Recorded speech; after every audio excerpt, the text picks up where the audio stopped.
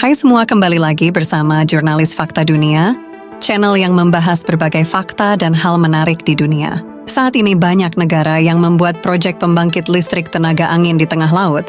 Agar listrik dapat disalurkan, penggunaan kabel listrik bawah laut sangat diperlukan.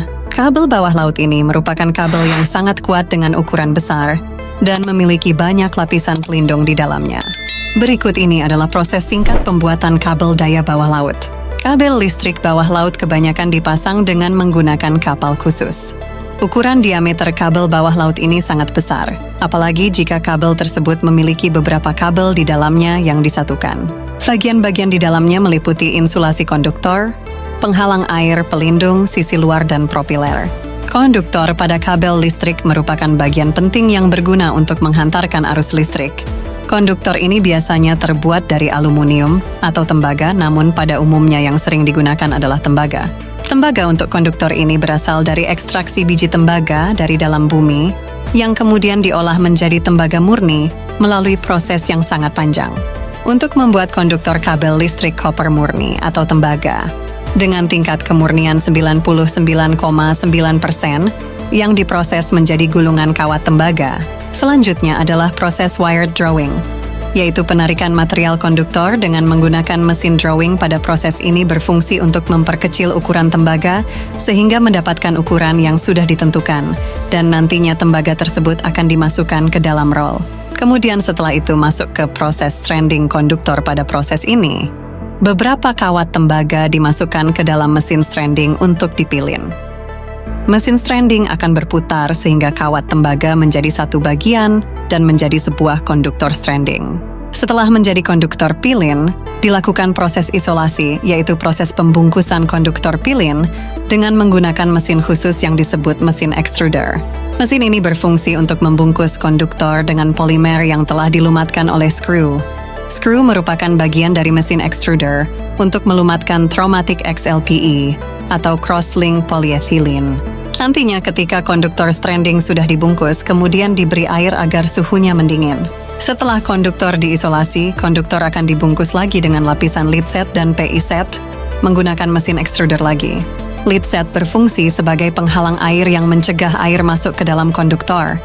Sedangkan PS set berfungsi untuk melindungi konduktor dari berbagai macam kerusakan termasuk korosi. Nantinya setelah dilapisi dengan lapisan-lapisan tersebut, konduktor akan diberi air lagi agar suhunya turun dan kemudian digulung pada kabel roll. Berikutnya adalah proses perakitan vertikal. Tergantung pada kebutuhan kabel bawah laut arus bolak-balik, 3 kabel dapat digabungkan menjadi satu bagian besar.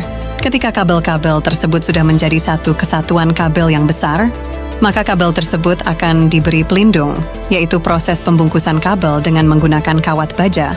Proses armoring berguna untuk meningkatkan kekuatan tarik kabel, serta melindungi kabel dari berbagai macam tekanan saat berada di bawah dasar laut.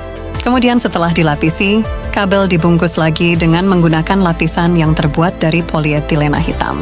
Setelah itu, warnai kabel dengan menggunakan polipropylene yang merupakan benang yang berguna agar penyelam dapat melihat posisi kabel saat berada di dasar laut. Setelah kabel listrik bawah laut selesai dibuat, kabel tersebut akan diuji sebelum dikirim untuk dipasang di laut. Setelah lolos uji, kabel dibawa ke kapal pemasang kabel. Salah satu kapal yang sering digunakan untuk memasang kabel listrik di bawah laut adalah kapal yang bernama NKT. Kapal Victoria mampu memuat kabel listrik bawah laut hingga 9.000 ton di atas meja putar kabel setelah kabel listrik bawah laut dimuat. Selanjutnya adalah proses pemasangan kabel bawah laut di lokasi yang telah ditentukan. Kapal NKT Victoria ini menggunakan Dynamic Positioning System agar pemasangan kabel bisa presisi, dan untuk memonitoring proses pemasangannya mereka menggunakan ROV agar pemasangan kabel bawah laut bisa sesuai dengan rencana.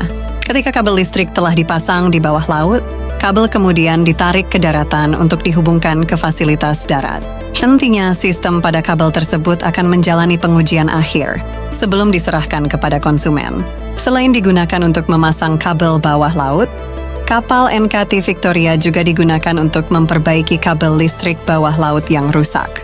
Pada tahun 2020, kabel sepanjang 250 km yang menghubungkan jaringan listrik antara Jerman dan Swedia mengalami kerusakan yang disebabkan oleh faktor eksternal. Bagian kabel yang rusak dilepas dan dipotong di atas kapal NKT Victoria. Dan setelah itu kabel disambung dengan kabel cadangan. Selanjutnya, kabel yang telah diperbaiki dipasang kembali di bawah laut. Hanya membutuhkan waktu 29 hari untuk memperbaikinya dan merupakan perbaikan kabel bawah laut tercepat di dunia.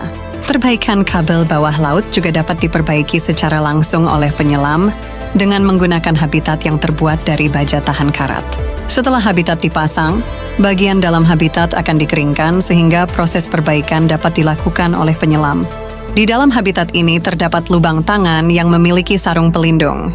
Sarung tangan tersebut digunakan untuk mencegah masuknya air dan memudahkan penyelam selama proses perbaikan kabel bawah laut. Sekian pembahasan kita tentang pemasangan kabel bawah laut. Semoga informasi ini bermanfaat dan bisa menambah ilmu pengetahuan kita. Jangan lupa like, comment, share, dan subscribe. Terima kasih.